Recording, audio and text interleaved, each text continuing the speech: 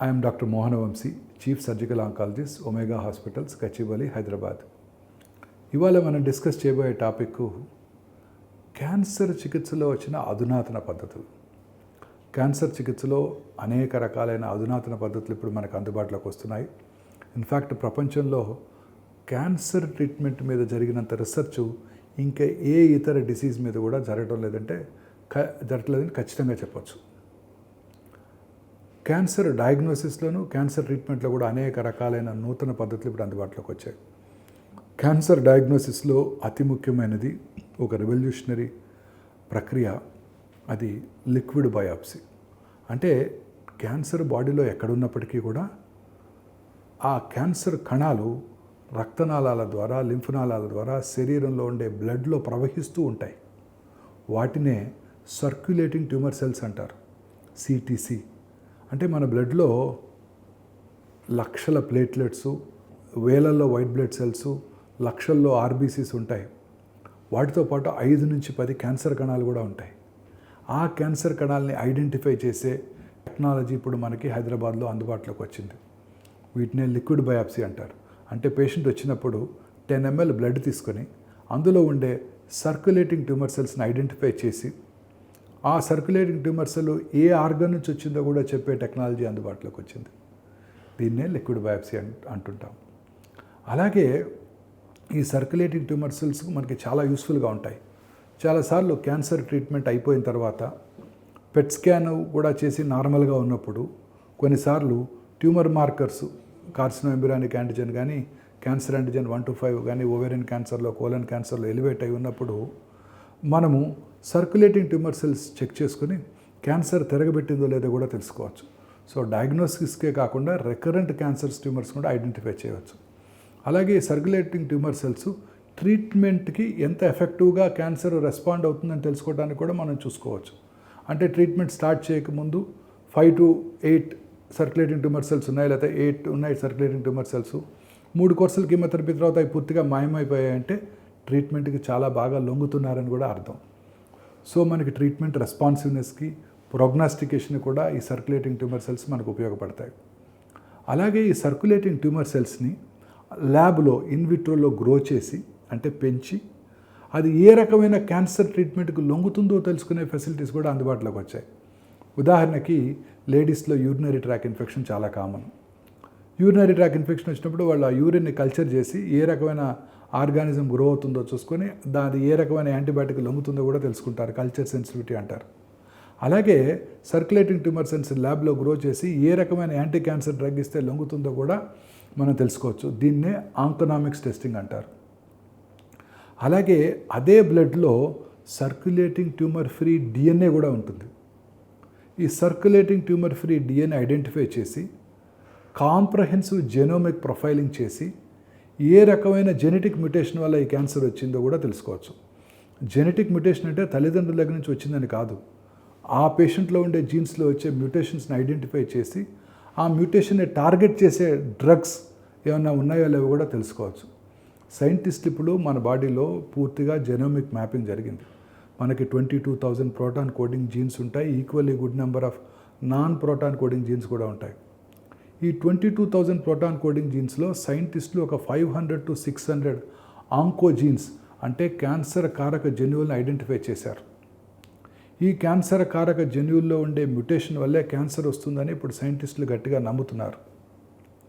So ఈ circulating tumour free DNA నుంచి ఆ కాంప్రహెన్సివ్ జెనోమిక్ ప్రొఫైలింగ్ చేసి ఏ జెనెటిక్ మ్యుటేషన్ వల్ల ఈ క్యాన్సర్ వచ్చిందో తెలుసుకొని ఆ జెనెటిక్ మ్యుటేషన్ని టార్గెట్ చేసే డ్రగ్స్ ఏమన్నా ఉన్నట్టయితే ఆ డ్రగ్స్ వాడటం వల్ల క్యాన్సర్ని క్యూర్ చేయగలము లేదా కంట్రోల్ చేయగలమని కూడా మనం తెలుసుకోగలుగుతాం. సో ఇలా సింపుల్, పేషెంట్ హాస్పిటల్ ఓపీకి వచ్చినప్పుడు 10 ml బ్లడ్ డ్రా చేసి ఇవన్నీ తెలుసుకునే ఫెసిలిటీ ఇప్పుడు మనకు అందుబాటులోకి వచ్చేసింది. దీన్నే లిక్విడ్ బయాప్సీ అంటాము, ఆంకోనామిక్స్ టెస్టింగ్ అంటాము, కాంప్రహెన్సివ్ జెనోమిక్ ప్రొఫైల్ అంటాము. పూర్తిగా పేషెంట్ గురించి తెలుసుకునే అవకాశం ఏర్పడింది.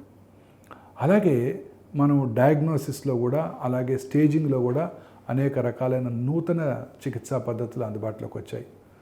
ఈ స్టేజింగ్లో ముఖ్యంగా పెట్ సిటీ స్కాన్ చేస్తుంటాం స్టేజింగ్ కోసం. ఇప్పుడు డిజిటల్ పెట్ సిటీ స్కాన్ అందుబాటులోకి వచ్చింది. ఈ డిజిటల్ పెట్ సిటీ స్కాన్ మనం చేసినప్పుడు అతి తక్కువ radiation exposure, conventional PET CT స్కాన్తో కంపేర్ చేసినట్టయితే 1/3 రేడియేషన్ ఎక్స్పోజరు. అక్కడ 23 to 24 మిల్లీసీవరెట్స్ రేడియేషన్ ఉన్నట్టయితే ఇక్కడ 8 మిల్లీసీవరెట్స్ రేడియేషన్తోనే పెట్ స్కాన్ కంప్లీట్ చేసుకోవడానికి మనకు అవకాశం ఏర్పడింది. అలాగే పెట్ సిటీ స్కాన్తో పాటు పెట్ ఎంఆర్, మనందరికీ తెలుసు ఎంఆర్ఐ ఈజ్ ఫార్ సుపీరియర్ డయాగ్నోసిస్లోను. MRI far superior, especially brain tumours, head and neck, sinuses, ఆ తర్వాత చెస్ట్లో ఉండే కొన్ని organs, mediastinal organs, retroperitoneal organs, pancreas, అలాగే ప్రాస్టేట్ గ్లాండు, పెల్విక్ ఆర్గన్స్, కాళ్ళలోని చేతుల్లో ఉండే సార్కోమాసు, వీటన్నిటిలో కూడా MRI is far superior to CT scan. ఇప్పుడు ఫస్ట్ టైం మనకి హైదరాబాద్లో artificial intelligence powered digital PET MRI అందుబాటులోకి వచ్చింది. దీని ద్వారా మనం క్యాన్సర్ని అక్యురేట్గా స్టేజింగ్ చేసుకోగలుగుతున్నాము. అలాగే పెట్ సిటీ స్కాన్లో ఉండే రేడియేషన్ ఎక్స్పోజర్ని పూర్తిగా అవాయిడ్ చేయడానికి అవకాశం ఏర్పడింది. ఎంఆర్ఐ చేసినప్పుడు ఎటువంటి రేడియేషన్ ఎక్స్పోజరు ఉండదు. సో ఓన్లీ ఆ మినిమల్ రేడియేషన్ ఎక్స్పోజరు ఆ ఇవ్వవలసిన ఎఫ్డిజి ఫ్లోరో డియాక్సీ గ్లూకోజ్ ద్వారానే, రేడియో యాక్టివ్ మెటీరియల్ ద్వారానే వస్తుంది. అతి తక్కువ రేడియేషన్లోనే పెట్ ఎంఆర్ఐ మనం కంప్లీట్ చేయడానికి అవకాశం ఏర్పడింది.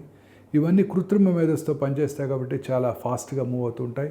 స్కాన్ టైమింగ్ బాగా తక్కువగా ఉంటుంది. పెట్ సిటీ స్కాన్లో కూడా అందువల్ల రేడియేషన్ ఎక్స్పోజరు చాలా తక్కువగా ఉంటుంది. అలాగే మ్యామోగ్రఫీ పద్ధతుల్లో కూడా అనేక రకాలైన నూతన చికిత్సా పద్ధతులు అందుబాటులోకి వచ్చాయి. క్యాన్సర్ సర్జరీలో కూడా అనేక రకాలైన నూతన పద్ధతులు అందుబాటులోకి వచ్చాయి. ఇంతకుముందు పెద్దగా కోత కోసి ఆర్గన్స్ అన్నింటినీ మనం వచ్చిన క్యాన్సర్ ఎఫెక్ట్ అయిన ఆర్గన్ తీసేవాళ్ళం. ఇప్పుడు మినిమల్లీ ఇన్వేసివ్ పద్ధతిలో, కోత లేకుండా కీహోల్ పద్ధతిలోనే సర్జరీ చేయడానికి అవకాశం ఏర్పడింది.